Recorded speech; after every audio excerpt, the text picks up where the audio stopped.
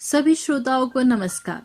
स्याही ब्लू के माध्यम से आज हम हाजिर है डॉक्टर रमेश पोखरियाल निशंक जी द्वारा लिखित कहानी संग्रह क्या नहीं हो सकता से एक कहानी लेकर। कहानी का शीर्षक है दरार कहाँ पड़ी। हरदम मैं सोचता रहता कि मंगल कितना खुशनसीब है। सुंदर मधुर व्यवहार और शुदा कुमाऊं बीवी, तो प्यारे प्यारे बच्चे, कितना सुखी संसार। प्यार भी तो बहुत है दोनों पति पत्नी में।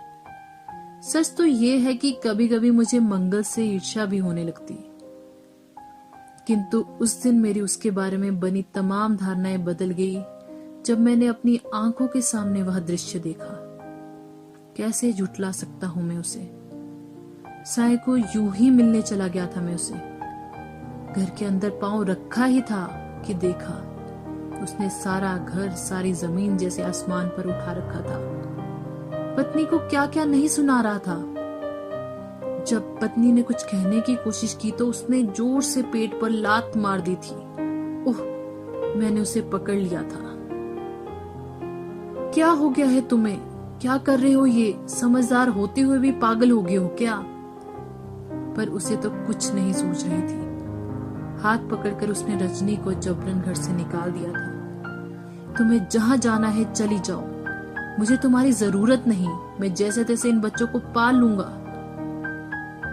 तो छोटे छोटे बच्चे इस सारे दृश्यों को देखते जा रहे थे।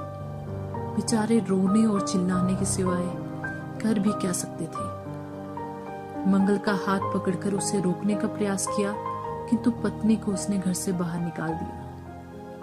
मैं धर्म संकट में पड़ गया। क्या करूं क्या ना करूं। पत्नी को बाहर निकालते ही वह सोफे पर सर पकड़कर बैठ गया। मैं तुरंत बाहर गया और भाभी जी का हाथ पकड़कर अंदर लाना चाहा, लेकिन वह भी अकड़ गई। किसी की भीख पर नहीं जी रही हूं, नौकरी करती हूं, नौकरी। ठाठ से रहूंगी और अलग रहूंगी तो कम से कम ये रोज रोज का सिरदर्द तो मेरा दूर होगा। इन्होंने तो मुझे बिल्कुल ही नौकर समझ लिया है। बंधुआ मजदूर की तरह दबाना चाहते हैं। उस पर ये समझते क्या है अपने आप को? इन्होंने कैसे हाथ उठा दिया मुझ पर? बताऊंगी, इन्हें जरूर बताऊंगी। अब तो इनसे पीछा ही नहीं छुड़वाऊंगी, बल्कि इनके होश भी ठिकाने लगाऊंगी। और मुझे एक तरफ झटक कर आगे चल दी। लेकिन तुम जाओगी कहां? मेरे लिए कोई कमी है क्या? ऐसे को तो मैं हताश होकर वापस लौट आया मंगल के पास। वह दोनों बच्चों के साथ सोफे के ऊपर बैठा था, आंखों में आंसू लिए सोच में डूबा था। जैसे ही उसके पास पहुंचा, मैंने उससे जो नहीं भी कहना था वो भी कह डाला। पहले तो वह चुपचाप सुनता रहा, और फिर जब उसकी बर्दाश्त से बाहर हो गया तो जोर जोर से रो पड़ा। तुम जो चाहे कहो, क्योंकि मैंने ही स्वयं के लिए नर्क ढूंढा है। इससे बढ़कर क्या नर्क होगा। ओह, मेरे सारे अरमान मिट्टी में मिल गए। इस जीने से अच्छा तो मैं मर ही जाता। जीकर करूंगा भी क्या। उसने अपना सिर पकड़ लिया।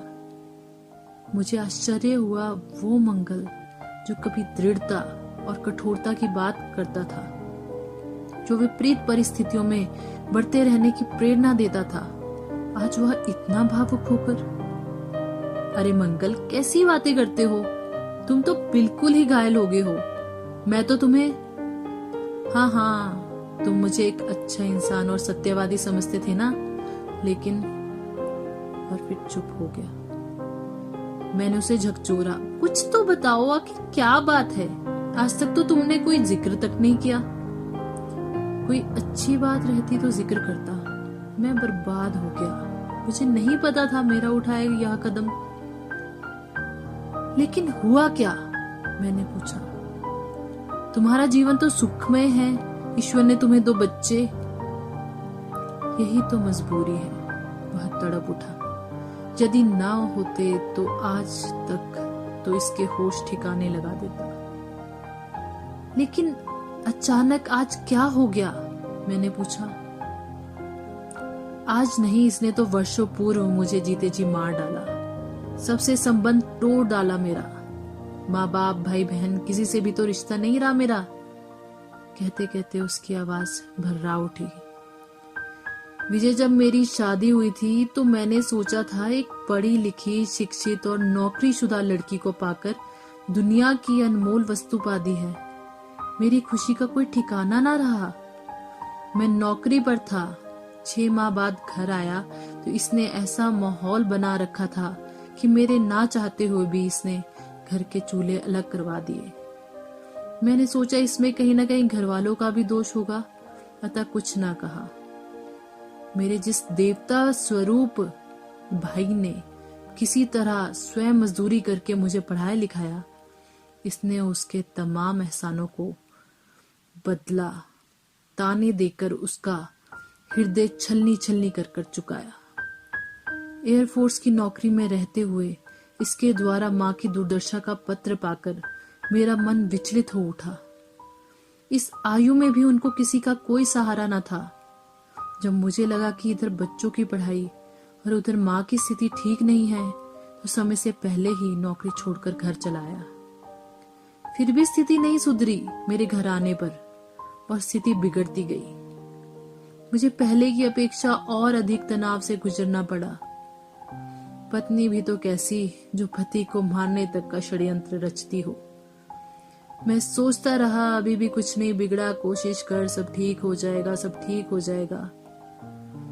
जितना नम्र हुआ ये मेरे सर पर चढ़ती गई। मुक्त रहना चाहती है। यदि मुक्त ही रहना था तो क्यों किया इसने मुझे बर्बाद, कहकर उसने एक लंबी सांस ली। उसके दोनों ओर बैठे अबोध बच्चे सहमे सहमे से टुकर टुकर कभी मेरी ओर देखते तो कभी पापा की ओर। मैं हतप्रभ सब कुछ सुन रहा था। मुझे तनिक भी विश्वास नहीं हो पा रहा था कि वाकई ये इतनी सुखमयी गृहस्थी के मर्म में इतनी कड़वाहट भी छुपी हो सकती है। फिर क्या हुआ, मैंने पूछा। होना क्या था, मेरे घर आने के बाद भी इसने अपना स्वभाव नहीं बदला। अब उसकी पूरी स्थिति मेरे सामने उभर कर आ गई थी। मैंने सास ससुर से भी अपेक्षा की, किंतु उन्होंने इसे समझाने की बजाय मेरे बारे में तमाम उल्टी सुल्टी टिप्पणियां की। इस सबको मैं तब से झेलता आ रहा हूँ। मैं समझ नहीं पा रहा हूँ कि अब मैं क्या करूँ। इसने मुझे सबसे विमुक्त तो कर ही दिया, किंतु सच्ची बात तो यह है कि आज तक मैं आशान्वित था कि परिवार से जुड़ने की कोई ना कोई संभावना नजर आएगी, किंतु आज यकायक उसका चेहरा कठोर हो गया। आंखों में मानो खून उतर आया। उसकी मुट्ठियां भींच आई थी। आज मैंने निराशाओं के जंगल में अपना पौरुष पुनः खोज लिया है। मैंने निश्चय किया कि अब मैं इसे बताऊंगा कि मैं अभी मरा नहीं। कहते कहते वह जैसे पागल हो गया था।